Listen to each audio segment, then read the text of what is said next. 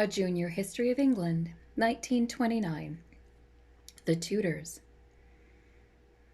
Henry VII, 1485 to 1509.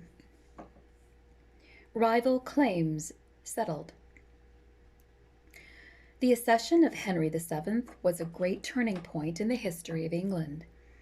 It was the ending of a great many old things and the beginning of many new things which affect us to this day.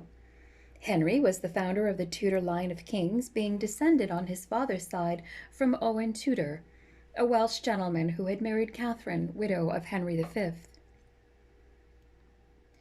By his marriage with Elizabeth of York, daughter of Edward IV, the houses of York and Lancaster that had so long been rivals were united. The greater part of the nation rejoiced at this union, which brought to a close the strife between the two parties. It is also important to remember that the barons had lost their power to the Wars of the Roses. They had almost exterminated each other. They never grew so strong again. They could not make war upon each other or resist the king as they used to do. One good result of this was that there was now less fighting and confusion than formerly. A new era of order and prosperity began, and under Henry VII a settled and peaceful government was at last set up. Still, many in England were not content with the rule of Henry, and the plots began to be formed against him. Henry had sent to the Tower the Earl of Warwick, a boy of 15, because he had a better claim to the throne than himself. The Yorkists now brought forward a false Earl of Warwick. This was Lambert Simnel, son of an Oxford tradesman. Lambert got many to believe his story. He was crowned in Ireland in 1487 and crossed to England with an army, but was defeated at Stoke-on-Trent near Nottingham, taken prisoner, and made a servant in the king's kitchen. Then followed a more serious plot. In 1492, a young man, Perkin Warbeck, appeared in Ireland pretending to be the Duke of York, one of the princes murdered in the Tower. Perkin was a handsome youth of pleasing manners, was well educated, and acted his part so well that many persons really believed his story. He afterwards went to the court of the Duchess of Burgundy, sister of Edward IV, who received him warmly, calling him the White Rose of England. He next crossed over to Scotland, where he was well received by James IV, who gave him the beautiful Catherine Gordon in marriage. Warbeck at length ventured on a landing in England. Cornwall was the place chosen, as the Cornish miners were in a state of discontent, owing to the heavy taxes laid upon them by Henry.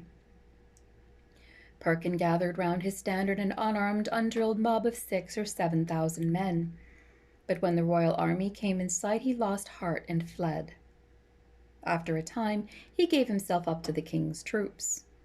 He was then put in the stocks in London and made to read a confession that he was no prince at all, but only the son of a shopkeeper at Tournai in Flanders. Being placed in the Tower, he became acquainted with the young Earl of Warwick, who was still a prisoner there. The two, having attempted to escape, were executed. Henry VII was not a warlike prince and grudged the expense of war. He was very fond of money and sometimes employed unjust and oppressive means to obtain it. At the close of his reign, he left a very large fortune to his son. There had been some troubles with Scotland, but Henry found a better way of settling matters with his northern neighbors than by fighting them. In 1503, his elder daughter Margaret was married to James IV. This marriage led to the union of the two crowns 100 years later. One of the most important events in history took place during this reign. This was the discovery of the New World by Christopher Columbus, who sailed from Spain with 3 small vessels in 1492. Henry VIII, 1509 to 1547. Wars with France and Scotland. Cardinal Wolsey. On the death of his father in 1509, Henry VIII came to the throne at the age of 18. At that time, he was a frank, gay, handsome prince, fond of hunting and other field sports, and a favorite with the people, who were weary of the late, gloomy reign.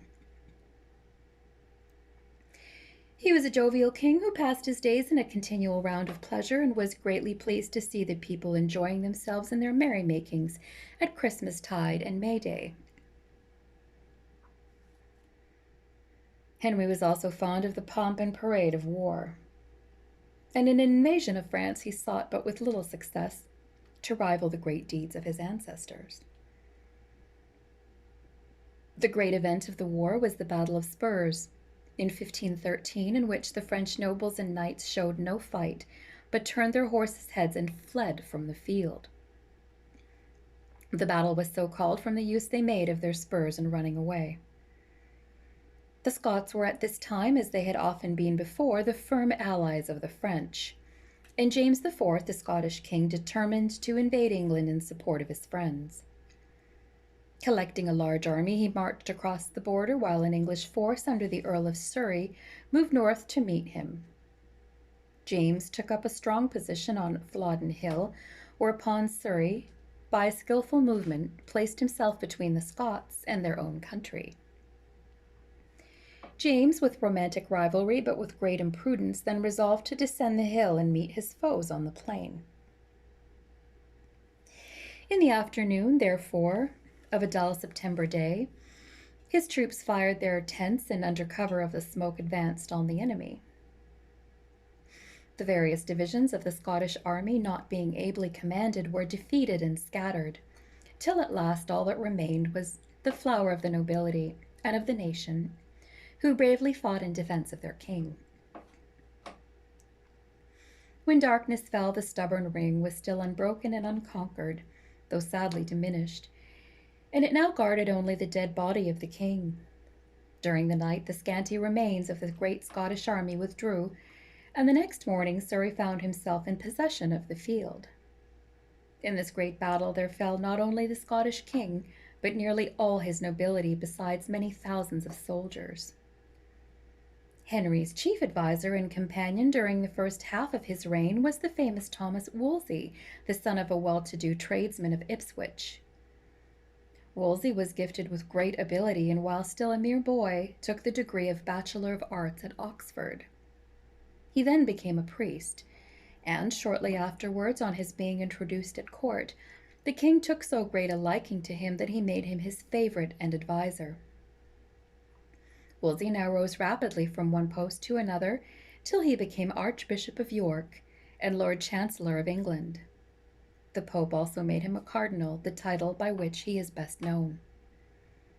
For several years, Wolsey was the most powerful man in England next to the king, who trusted him entirely in all affairs of state.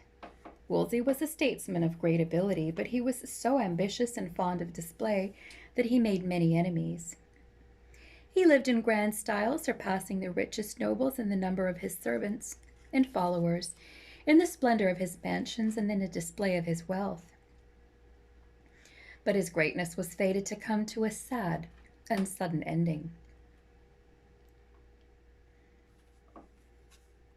The king had grown weary of his first wife, Catherine of Aragon, and wished to be divorced from her, that he might be able to marry one of the handsome court ladies named Anne Boleyn. He trusted to his favorite Wolsey to obtain for him from the Pope a divorce for Catherine, on the ground that she was his brother's widow.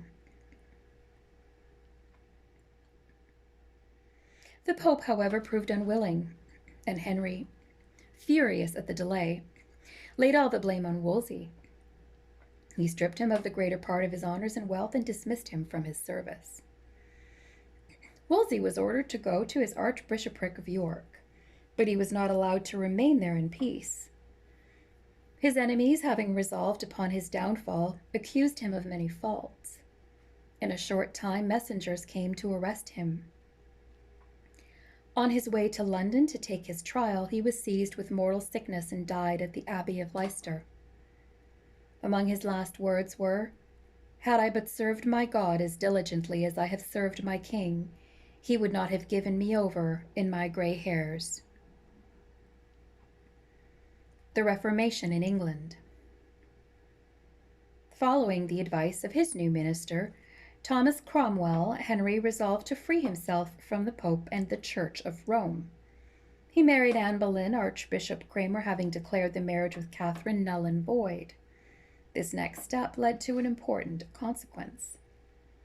The great change in religion, called the Reformation, was going on in Germany, where a monk named Martin Luther spoke and wrote against the authority of the Pope, declaring that the Bible and that alone was the rule by which men ought to live.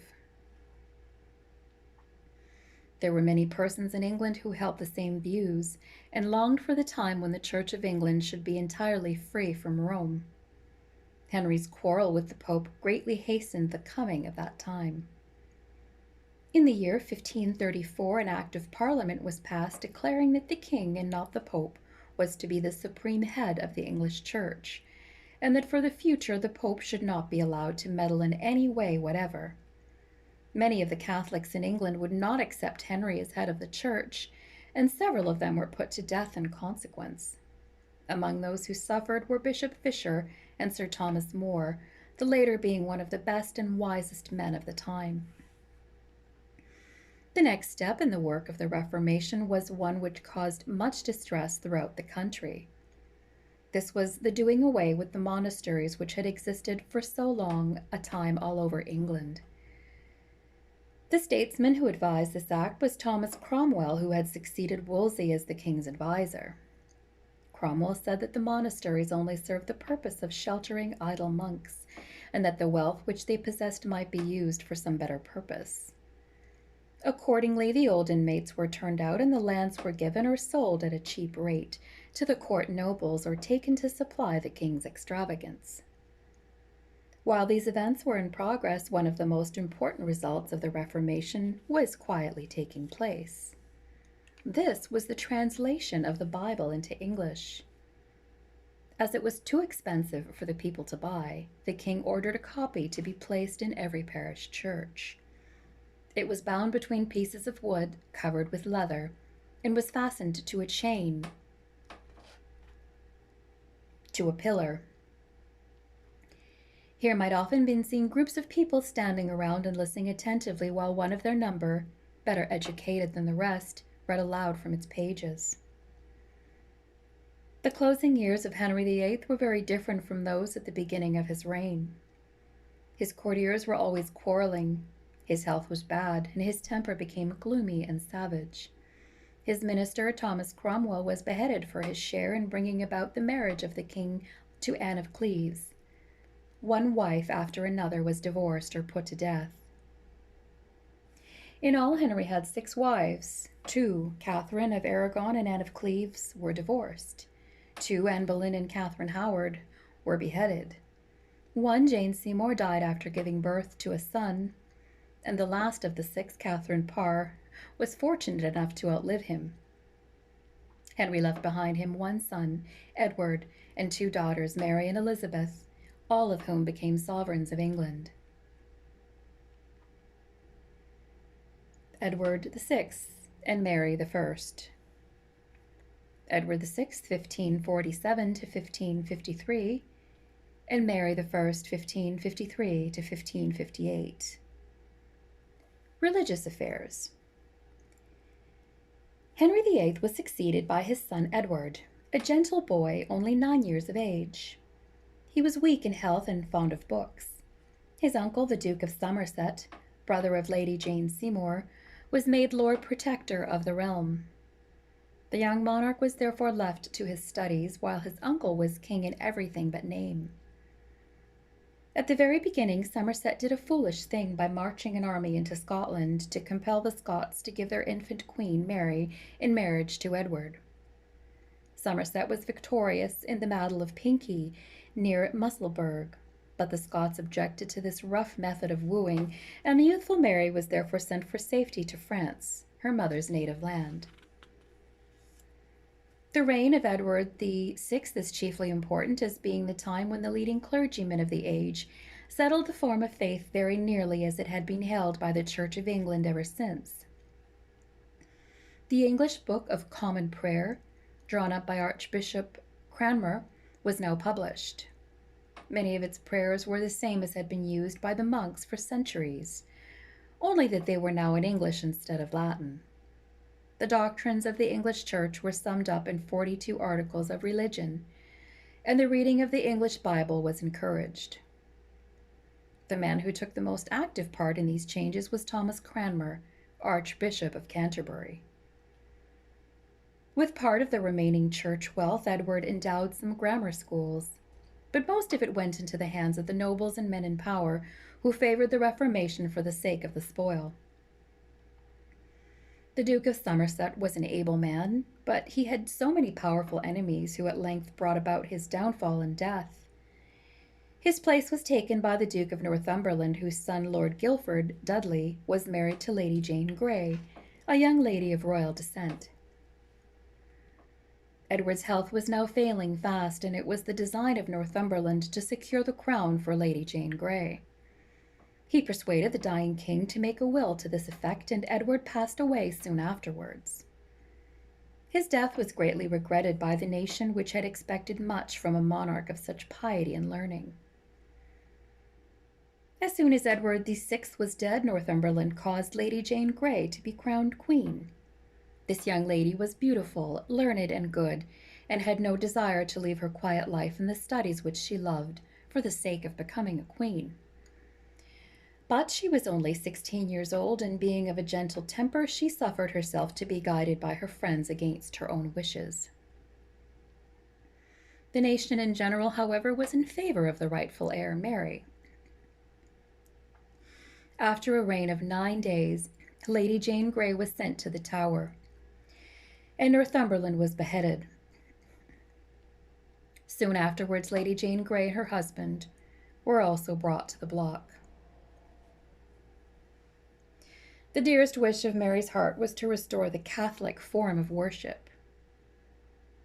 The church laws passed in the reign of Edward VI were done away with. The chief bishops of the old faith returned to their posts, and those who had taken the principal part in bringing about the Reformation were cast into prison. Thus began a time of fierce persecution for the Protestants. Archbishop Cranmer and Bishops Hooper, Latimer, and Ridley were burned at the stake, and in the course of her reign nearly 300 others suffered the very same fate. Another of Mary's acts was very displeasing to the English nation. She gave her hand in marriage to Philip, heir to the crown of Spain, the chief Catholic power of Europe. When Philip came to England, his haughty Spanish manners greatly displeased the people. However, he soon grew tired of Mary, and before long left her and returned to his own country. The queen never saw him again until the year before her death, when he paid her a short visit to induce her to join him in war against France.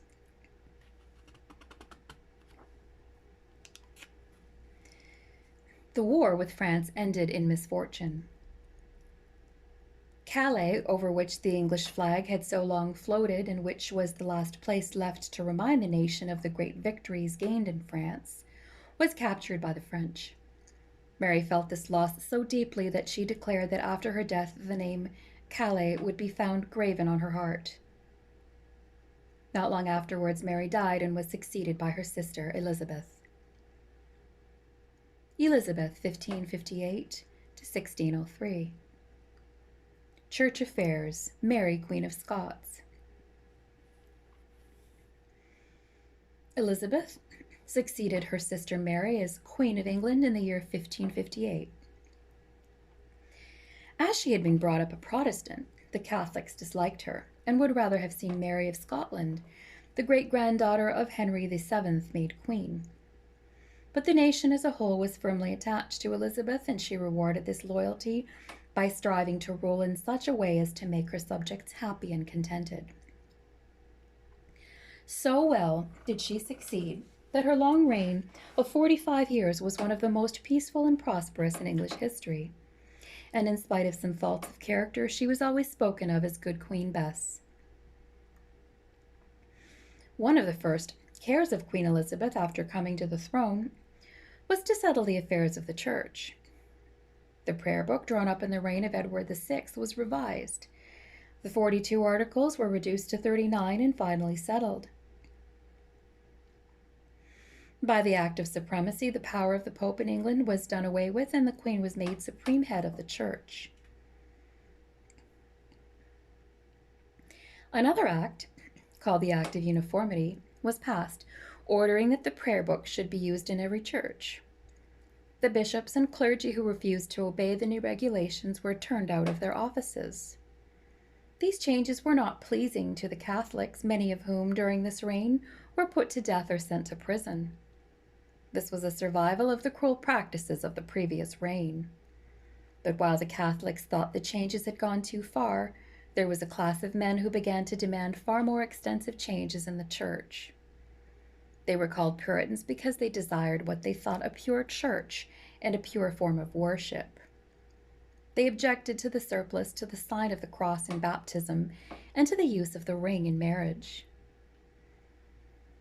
One of the great difficulties of Elizabeth's reign arose from Mary, Queen of Scots. Mary's girlhood was spent in France, and at the age of 16, she was married to Francis, eldest son of the French king. Not long afterwards, her husband became King of France, under the title of Francis II, and then he and Mary assumed the title of King and Queen of England. This alarmed Elizabeth, for she thought that Francis would try to make good his claim by war.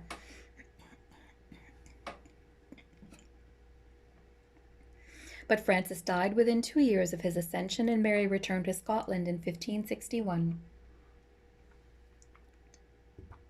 where she found that almost the whole country, influenced by the preaching of John Knox, had turned Protestant, while she herself was a Catholic. Her marriage with her cousin Henry Stuart, Lord Darnley, a handsome but worthless youth of 19, greatly displeased the Scottish people.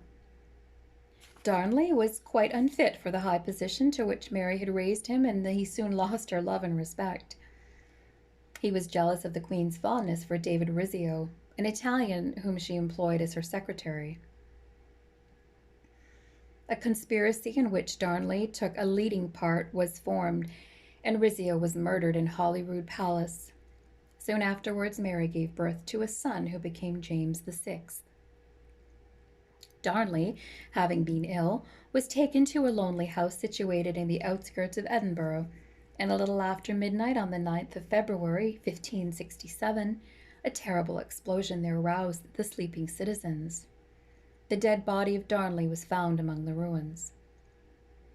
The Earl of Bothwell was strongly suspected of the crime, and yet within 3 months Mary married him. The nobles took up arms, and the Queen surrendered at Carberry Hill, near Musselburgh. She was imprisoned in Lochleven Castle and forced to resign the crown in favor of her infant son, who became king as James VI. She soon escaped, but being defeated at Langside near Glasgow, she took refuge in England in 1568. Queen Elizabeth could not forget that Mary had once laid claim to the throne of England and was actually the next heir, if she herself should have no children. Moreover, there were many in England who would have preferred her as queen. Accordingly, Elizabeth refused to see Mary and cast her into prison. For 19 long years, the unhappy Queen of Scots was moved about from castle to castle and from fortress to fortress. At length, in 1586, a great plot for the assassination of Elizabeth and the rescue of Mary was planned by Anthony Babington and others. It was discovered, and Mary was accused of having a share in it.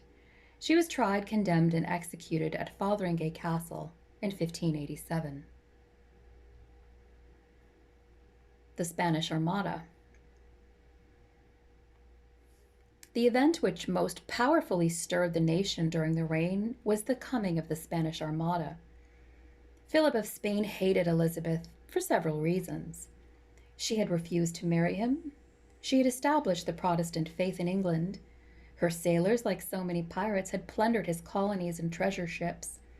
And she had sent help to the Netherlands in their struggle to throw off the Spanish yoke. Philip accordingly began to fit out a powerful fleet and army which should lay England at its feet. The fleet, proudly styled the Invincible Armada, was manned by 8,000 sailors and carried 20,000 soldiers. It was to sail for Flanders, where the Duke of Parma, the greatest general of the time, lay ready with 30,000 more. The united armies were then to invade England. Great efforts were made in England to meet the enemy. A large army was called out and a fleet was raised consisting of ships which were far smaller but better suited for a stormy sea than those of the Spaniards. They were manned by 9,000 of the best seamen in the world, and they could sail twice as fast as the Spanish ships, and their guns were served 4 times as quickly. On the 20th of July in 1588, the Armada was seen off Plymouth, sailing up the English Channel in the form of a crescent, which extended 7 miles from end to end and numbering 130 ships. Lord Howard, supported by Drake, Hawkins, and Frobisher, sailed out to oppose the Spaniards. They hung upon the enemy's rear, taking every opportunity to damage his ships. Fighting all the way, the Spanish fleet sailed up the channel to Calais, where it anchored. The English leaders fitted out 8 small vessels as fire ships and sent them at night to drift upon the enemy's fleet. Panic-stricken at the sight, the Spaniards cut their cables and fled in the greatest disorder.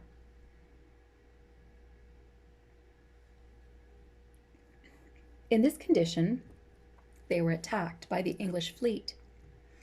The battle raged for 6 hours.